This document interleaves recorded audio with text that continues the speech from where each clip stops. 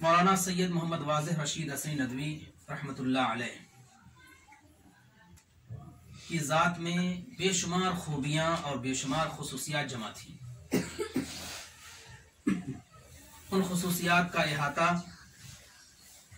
इस मुख्तसर वक्त में नहीं किया जा सकता, लेकिन फिर भी पैगाम अमल के तौर पर कुछ बातों की तरफ इशारा किया जा सकता है। हम गुफ्तगू करेंगे उनकी किताबों के हवाले से कि मौलाना रहमतुल्लाह ने जो किताबें लिखी हैं वो किताबें आज भी जिंदा जावेद हैं। उनका एक छोटा सा रिसाला है, बहुत छोटी किताब है, लेकिन कीमत और कद्र के लिहाज से बहुत अजीम है।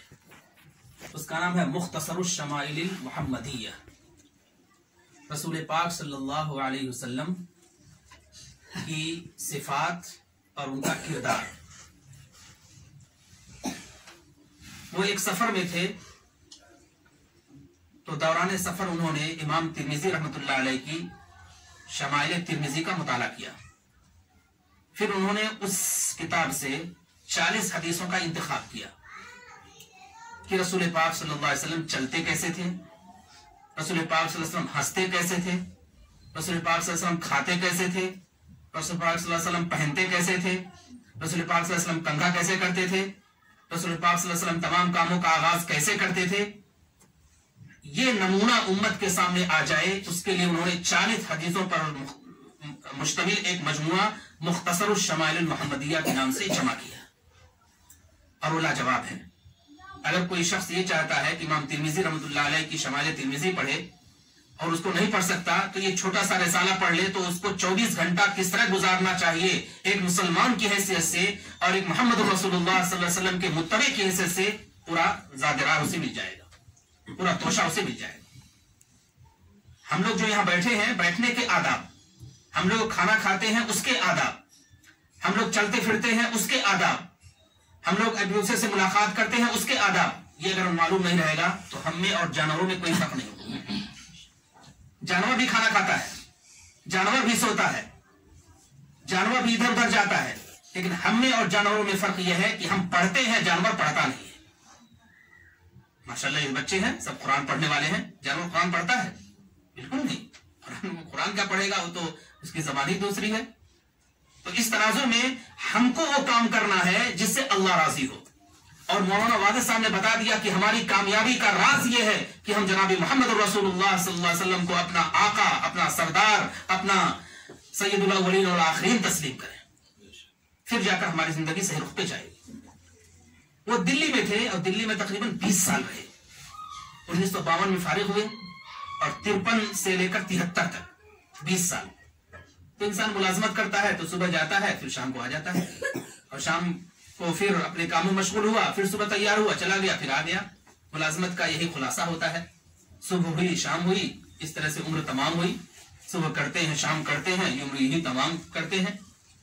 मौलाना के एक साथी थे जो नदवे में उनके साथी थे, हफीज नोमानी साहब, उन्होंने दिल्ली में उनके रहने का अंदाज भी लिखा कि कैसे वहां रहते थे। लेकिन उस शाहाना जिंदगी के बावजूद भी, यानी उस आला जिंदगी के बावजूद भी, उन्होंने अपने आप को बुजुर्गों से और तबलीगी जमात से अलग नहीं रखा।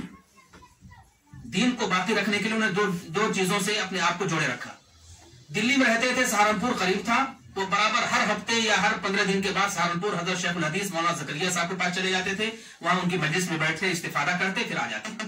गोया कि बैटरी चार्ज हो जाती थी और फिर आकर अपने काम में लग जाते थे। रेडियो की जो मुलाजमत थी उसमें मर्द और औरत दोनों मखलूत काम करते थे। तो ऐसे मौके पर दिल पर असर पड़ना जरूरी था। और उधर मौलाना इलियास, हजरत मौलाना इलियास रहमतुल्लाह अलैह की का लगाया हुआ पौधा तबलीगी जमात की शक्ल में था, वहां जाकर हाजिर किया करते थे। इस तरह से अपने दिल की बैटरी को चार्ज किया करते। तो हमारे लिए पैगाम ये छोड़ गए कि हम कहीं भी रहें, अगर बुजुर्गों से वाबस्ता रहेंगे और दावत से वाबस्ता रहेंगे तो हमें कोई मिटा नहीं सकता है, कोई हमें नाकाम नहीं बना सकता है। बुजुर्गों से ताल्लुक होना चाहिए। बुजुर्ग का मतलब क्या? हमारे जो बड़े हैं, हमारे जो सरपरस्त हैं, हमारे उलमा हैं, हमारे जो हुफ्फाज हैं, हमारे जो असातिज़ा हैं, हमारे जो घर के सरपरस्त हैं, उनका अदब करें, उनका एहतराम करें। یہ علم ادب اور احترام سے آئے گا، یہ علم بے ادبی اور بے احترامی سے نہیں آ سکتا ہے۔ آپ قرآن کریم کے حافظ ہو جائیے، الفاظ کو رٹ لیجئے، اس کی برکت اس وقت تک نہیں حاصل ہو سکتی ہے جب تک آپ ادب اور احترام کو بھی زندگی کا جز نہیں بنائیں گے۔ دین ہوتا ہے بزرگوں کی نظر سے پیدا، دین یہی نہیں پیدا ہوتا ہے، بزرگوں کی نظر سے پیدا ہوتا ہے۔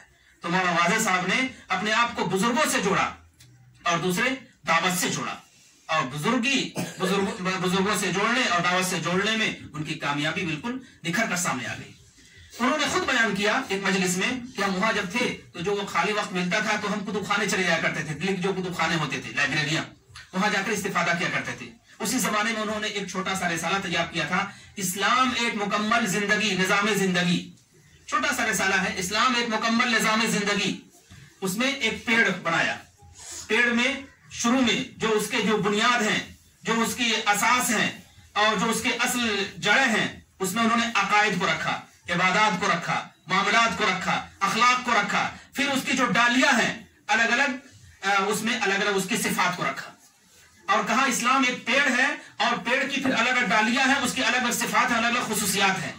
تو جب ہم اسلام کو پورا ایک نظام بنا کر اس کے مطابق عمل کرنے کی کوشش کریں گے تو پھر ہماری زندگی کامیابی کی طرف جائے گی۔ چنانچہ انہوں نے اس موضوع پر حدیثیں جمع کر دی، 40 حدیثیں جمع کر دی، اور حدیثیں جمع کر کے ان کی تشریح بھی کی۔ تو اس طرح سے ایک کتاب آ گئی، اسلام مکمل نظام زندگی۔ صرف مسجد میں نماز پڑھنے کا نام اسلام نہیں ہے، صرف تصویر لے کر جانے کا اسلام نام نہیں ہے، صرف ٹوپی لگانے اور کرتا پاجامہ پہننے کا نام اسلام نہیں ہے۔ اسلام نام ہے کہ ہمارے معاملات اچھے ہوں، ہمارا عقیدہ اچھا ہو، ہمارے اخلاق اچھے ہوں اور ہماری عبادتیں اچھی ہوں، رات میں آہوزاری بھی ہو اور دن میں معاملات لوگوں کے ساتھ بہت اچھے ہوں، کسی کی دل آزاری نہ ہو، تو پھر اللہ تعالیٰ ترقیات سے نوازتے ہیں۔ یہ ہے وہ بنیادی چیز۔ اسی طرح سے مولانا واضح صاحب تو بہت علمی آدمی تھے۔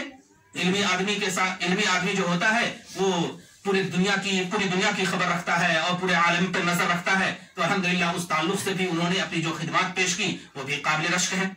تو خلاصہ یہی ہے ان کی زندگی کا کہ ہم کو ہر حال میں بزرگوں سے اور علماء سے وابستہ رکھنا چاہیے، دین اور علم سے وابستہ رکھنا چاہیے، کبھی بھی اپنے آپ کو مستغنی نہیں سمجھنا چاہیے۔